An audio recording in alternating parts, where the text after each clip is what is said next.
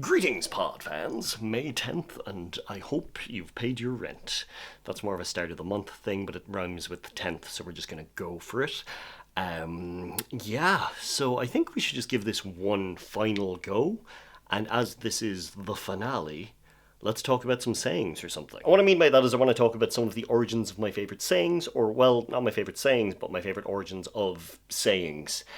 As an example, the reason that I wanted to do this is because I learned that waiting for the other shoe to drop, I learned the origin of that, which you could have asked me a million times to say it and I would have never guessed this because it seemed so boring compared to everything that I was expecting. So waiting for the other shoe to drop is when you know that something's going to happen and you're just anticipating it and you're just waiting for the other shoe to drop. And what it came from is in New York in the early 20th century, all of the apartments being stacked on top of each other and bedrooms on top of each other like that, and the floors not having great soundproofing. Someone would get home from work, they would take off their shoe, drop it, clunk. They would take off their other shoe, drop it, clunk. So you hear the first shoe drop, and then you know that the second one's coming, so you're just waiting for it. It's that anticipation. So you're waiting for the other shoe to drop because you know that it's on the way after you heard the first one, which I think is very interesting. It's not at all what I would have expected if you told me, hey, the waiting for the other shoe to drop.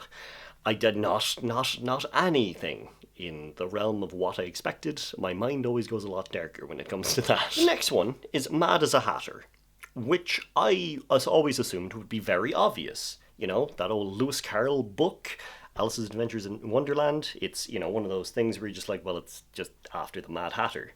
No, in the 17th century, hatters, like people who made hats, worked with mercury a lot and got mercury poisoning.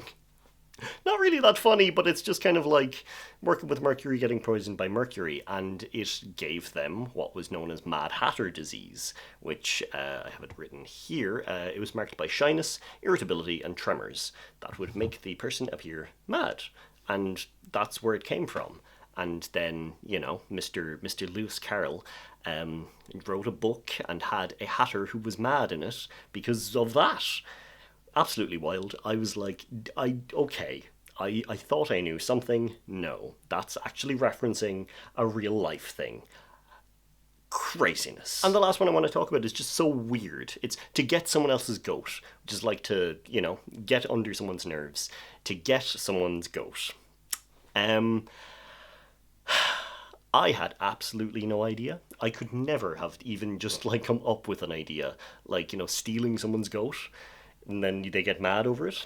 Kind of. So this comes from jockeys and horse racing and all of that. And the idea was that to calm down horses, they would put goats in with them. The goats would calm down the horses.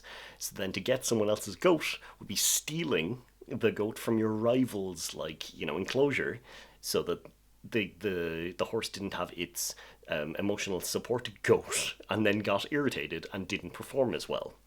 To get someone's goat is to literally steal a goat. So I hope that there was some kind of learning and funds. A dog just got home. I hope that you enjoyed that, and it's very possible that some of that was wrong because that was just me researching, finding, some sources and being like, that's, I guess, it.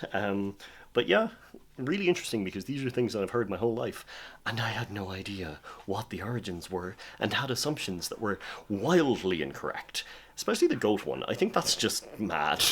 It's actually about the stealing of a goat to make something annoyed.